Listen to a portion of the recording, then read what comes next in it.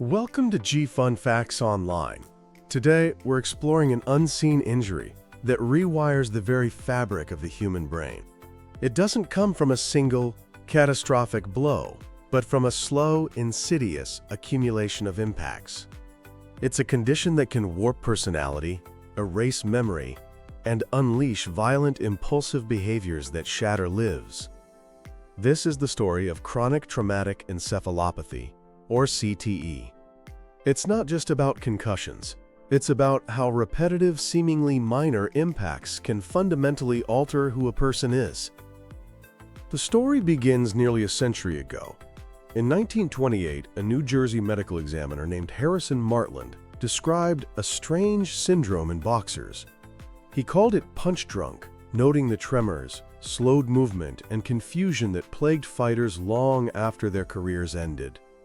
For decades, this condition, later called dementia pugilistica, was seen as a hazard unique to boxing. The term chronic traumatic encephalopathy was coined in 1949, but it remained a niche concern. That all changed in 2002 with the death of Mike Webster, the legendary Hall of Fame center for the Pittsburgh Steelers. Iron Mike was a symbol of toughness, an anchor for a Super Bowl dynasty. But after football, his life spiraled downwards. He became homeless, suffered from cognitive decline, mood swings, and rage. He was so tormented that he would use a taser on himself just to get some sleep. When he died at age 50, his brain landed on the autopsy table of a young neuropathologist, Dr. Bennett Omalu. Dr. Omalu, who knew little about American football, saw something shockingly familiar in Webster's brain tissue, a widespread accumulation of an abnormal protein called tau, clustered in a pattern he'd only seen in the brains of boxers. It was CTE.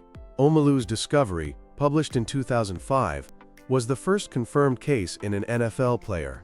His attempts to warn the league were met with denial and demands for retraction. But the dam had broken. The stories of other fallen players, their lives marked by erratic behavior and early death, began to surface, forcing a national reckoning with the true cost of contact sports.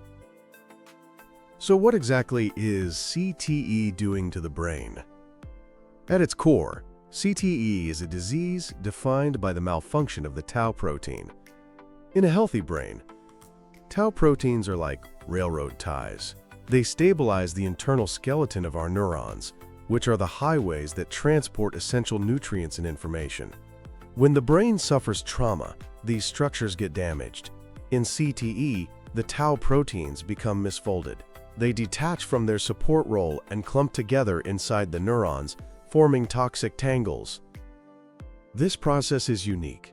Unlike Alzheimer's, the tau pathology in CTE starts in a very specific place. It first appears in small clusters around blood vessels, deep in the grooves of the brain's cortex. This specific pattern is considered the definitive smoking gun sign of CTE, distinguishing it from all other brain diseases. From these initial hotspots, the toxic tau spreads like a contagion, killing brain cell S in a chain reaction. This leads to observable changes. Post-mortem exams of brains with advanced CTE often show significant weight loss. There is severe shrinkage or atrophy, especially in the frontal and temporal lobes, regions critical for judgment, emotional control, and memory. The fluid-filled spaces in the brain, the ventricles, often enlarge to fill the void left by the dying tissue. And it's not just a tau disease. In most CTE cases, another abnormal protein, TDP43, is also found. This protein is linked to conditions like ALS and frontotemporal dementia, and its presence in CTE is associated with more severe cognitive decline and even motor neuron disease.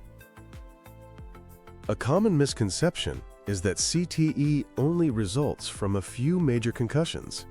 While concussions are a risk factor, the scientific consensus is that the primary driver is cumulative exposure to all repetitive head impacts, including the ones that don't cause any immediate symptoms. These are called subconcussive blows. Think of a lineman clashing at the start of every play, or a soccer player heading a ball. These events might not cause dizziness or confusion, but they send jarring forces through the brain. A single one might be harmless, but an athlete can sustain hundreds or even thousands of them in a single season. It's this relentless, invisible tally of seemingly minor hits that causes the most damage. Research shows that the total number of years someone is exposed to these impacts is a more significant predictor of CTE than the number of diagnosed concussions. The profound changes in personality and behavior seen in CTE are a direct result of which parts of the brain are being destroyed. The disease is often categorized into 4 stages. In stage 1, the brain looks normal, but small clusters of toxic tau are forming in the frontal cortex. The person might have mild headaches or trouble concentrating, or no symptoms at all. In stage 2, the pathology spreads. This is when significant behavioral changes often emerge: mood swings, depression, and explosive outbursts of aggression. Memory loss may start to appear. By stage 3, the brain shows visible signs of atrophy in the frontal and temporal lobes. The amygdala and hippocampus, key for emotion and memory, are heavily damaged. This leads to severe cognitive impairment, including memory loss and an inability to plan, organize, or make sound judgments. In stage 4, there is widespread, severe brain atrophy. The tau pathology has ravaged most of the brain. This stage is characterized by full-blown dementia, paranoia, and significant motor problems like tremors and slowed movement, similar to Parkinson's disease. The terrifying link between CTE and violence comes from this targeted destruction. The frontal lobes, which are hit first and hardest, are our brain's command center for impulse control and judgment. As this region degrades, the brain's brakes are effectively cut. This directly leads to the poor judgment and explosive rage seen in so many cases. The amygdala, the brain's fear and emotion center, also becomes riddled with tau, further disrupting emotional regulation. While famously linked to American football, CTE can affect anyone with a history of repetitive head impacts. The list of at-risk sports is long: boxing, ice hockey, soccer, rugby, wrestling, and mixed martial arts. The risk isn't just for professionals. Autopsies have confirmed CTE in athletes who only played in high school or college. Military personnel are also at risk. Exposure to explosive blasts can cause the same kind of jarring forces that lead to the tau pathology seen in CTE. And in one of the most tragic and under-researched areas, victims of chronic domestic violence are also at high risk. The first confirmed case of CTE from intimate partner violence was a woman who suffered decades of abuse and developed severe dementia. Her brain showed CTE pathology more severe than that seen in many athletes, highlighting a hidden public health crisis. The story of Hernandez serves as a chilling case study. A gifted tight end for the New England Patriots, Hernandez's life spiraled into violence, culminating in a 2013 murder conviction.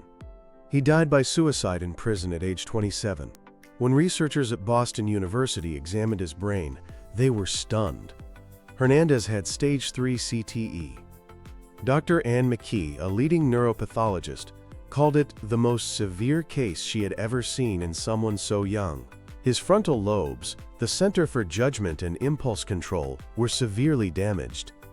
While she was careful not to draw a direct line between the disease and his crimes, the case forced the link between CTE and violent behavior into the public consciousness. One of the greatest challenges in fighting CTE is that right now, it can only be definitively diagnosed after death. The symptoms, depression, memory loss, impulsivity, overlap with many other conditions. Standard brain scans like MRIs often appear normal, especially in early stages. This leaves living individuals who suspect they have the disease in a devastating limbo, struggling with symptoms without a diagnosis. But the scientific community is racing to change this. Researchers are aggressively pursuing methods to diagnose CTE in living people. This includes developing advanced PET scans with tracers that can stick to the specific tau tangles of CTE. They are also hunting for biomarkers in blood and cerebrospinal fluid that could signal the disease. A fascinating new area of research has found that one of the abnormal proteins in CTE can accumulate in the retina, raising the possibility that a non-invasive eye scan could one day help with diagnosis. While there is no cure, a multidisciplinary approach can help manage symptoms. Antidepressants can help with mood changes, and therapies can provide strategies for coping with cognitive deficits. A healthy lifestyle, with regular exercise and cognitive engagement, can support overall brain health. But ultimately, the most powerful weapon against CTE is prevention. Reducing head impacts is the only known way to lower the risk. This means rule changes in sports, like banning helmet-first tackles. It means modifying practices to reduce full-contact drills, where most impacts occur. And it means educating coaches, parents, and athletes about the dangers of both concussions and subconcussive hits, changing the culture of playing through the pain. The science of CTE has forced us to an ethical crossroads. How do we balance the benefits of sports against the known risk of permanent brain damage? What is our obligation to young athletes whose developing brains are most vulnerable? The story of CTE is a stark reminder that the brain, for all its resilience, is a fragile organ. The violence and behavioral changes that can define this disease are not a failure of character, but a symptom of a physical illness, an illness born from impacts that were once just part of the game. Protecting future generations requires that we treat these impacts not as routine, but as the serious public health threat they truly are.